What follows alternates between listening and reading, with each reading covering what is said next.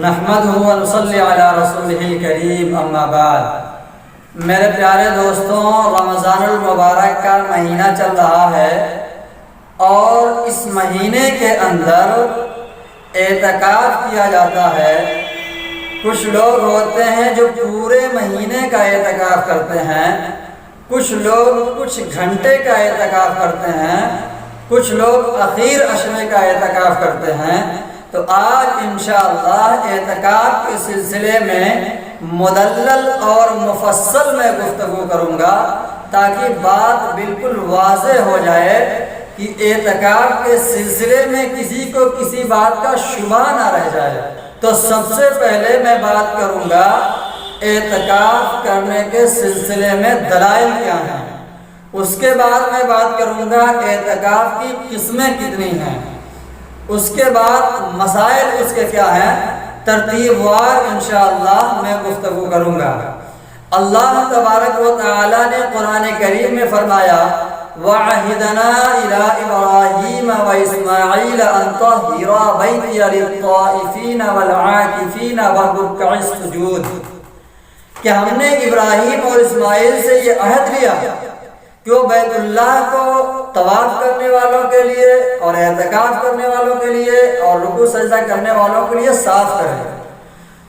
تو قرآن کریم کی اس آیت سے پتہ چلتا ہے کہ اللہ تبارک و تعالیٰ نے اعتکاف کا حکم دیا، یعنی اعتکاف کا ثبوت وہ قرآن کریم سے ملتا ہے۔ اس سلسلے میں اللہ کے پیارے حبیب صلی اللہ علیہ وسلم کی ایک حدیث میں سناتا ہوں۔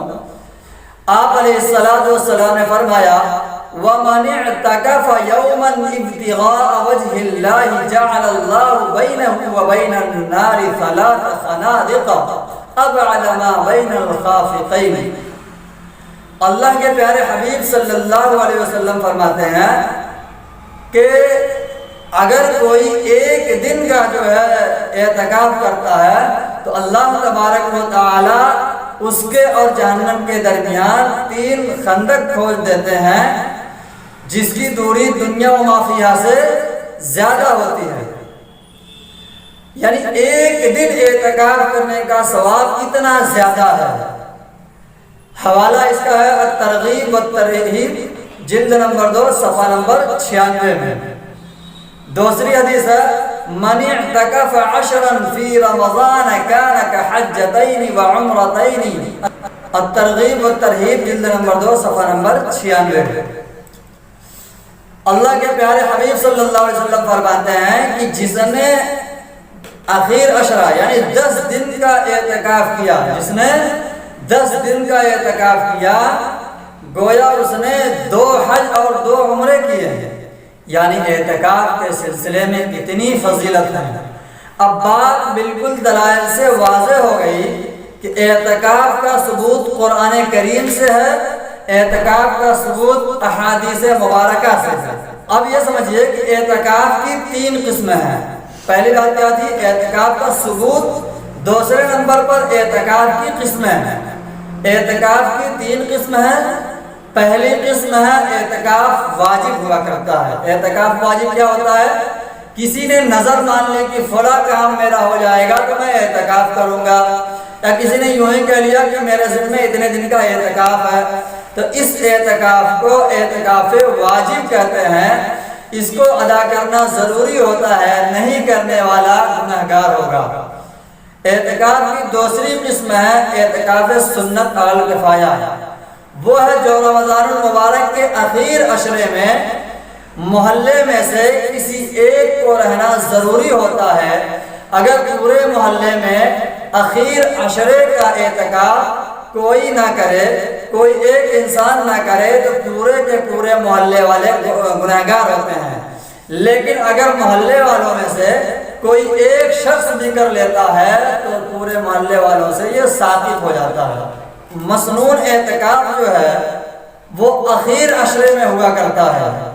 مسنون اعتکاف جو ہے سنت علی الکفایہ جو ہے وہ اخیر عشرے میں ہوتا ہے، اور اس کے لیے شرط یہ ہے کہ ایسی مسجد میں اعتکاف کیا جائے جس مسجد میں 5 وقت اذان ہو رہی ہو، 5 وقت نماز ہو رہی ہو، تب اعتکاف صحیح ہوگا۔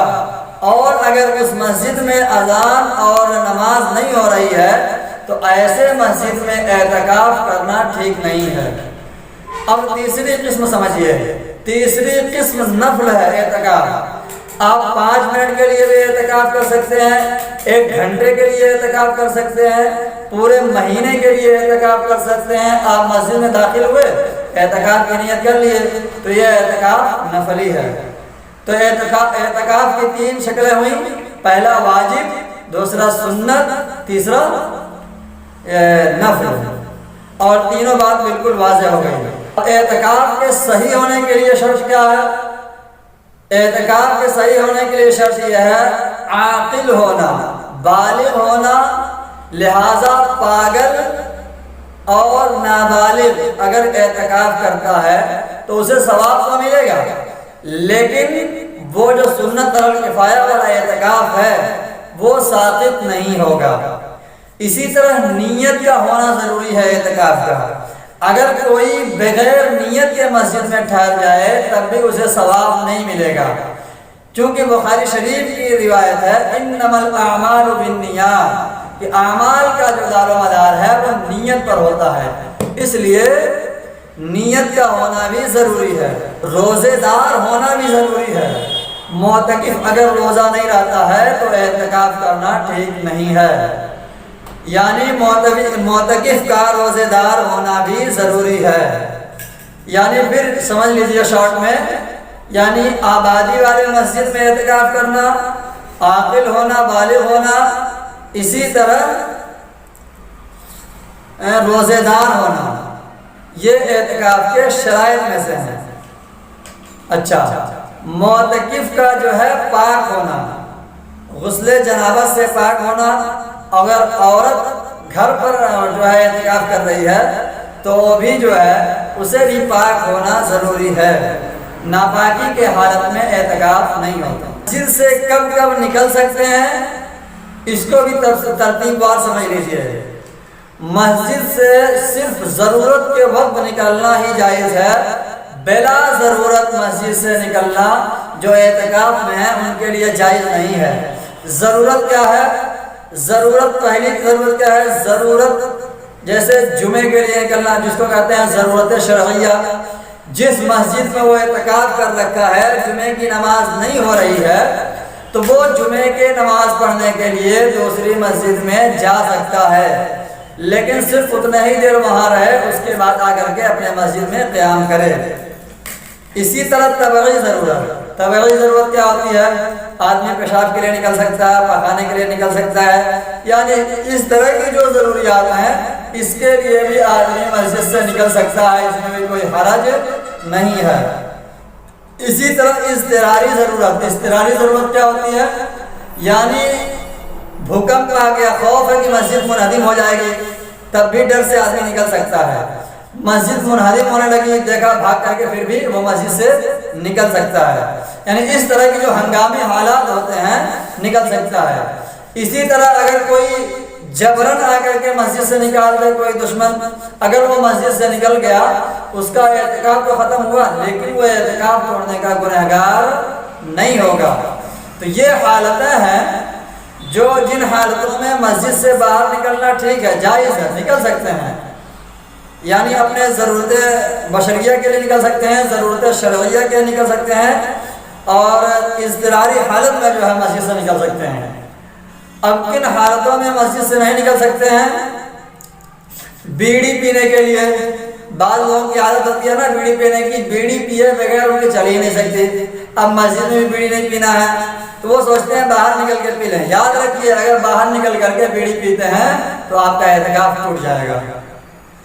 اسی طرح کسی اور کام کے لیے نکل گئے، ٹھنڈی حاصل کرنے کے لیے نہانے نکل رہے ہیں، بار بار دن میں 4 مرتبہ نکل رہے ہیں کہ ٹھنڈا حاصل کرنے کے لیے نہانا ہے، تو یاد رکھیے صرف ٹھنڈک حاصل کرنے کے لیے باہر نکلنا ٹھیک نہیں ہے۔ البتہ اگر آپ لیٹرین باتھ روم کے لیے نکل رہے ہیں وہ اسی وقت میں، اسی درمیان میں تھوڑا سا اگر آپ غسل کر لیتے ہیں تو اس کی گنجائش ہے، لیکن صرف ٹھنڈک حاصل کرنے کے لیے غسل کے لیے نکلتے ہیں تو یہ جائز نہیں ہے، نہیں نکلنا چاہیے۔ اسی طرح کسی اور ضرورت کے لیے بے مطلب ضرورت کے لیے، خرید و فروخت کے لیے، ان ساری چیزوں کے لیے آپ مسجد سے باہر نکلیں گے تو اعتکاف ٹوٹ جائے گا، نکلنا جائز نہیں ہے۔ اللہ ربی والاسلام دینی ومحمدا رسول اللہ۔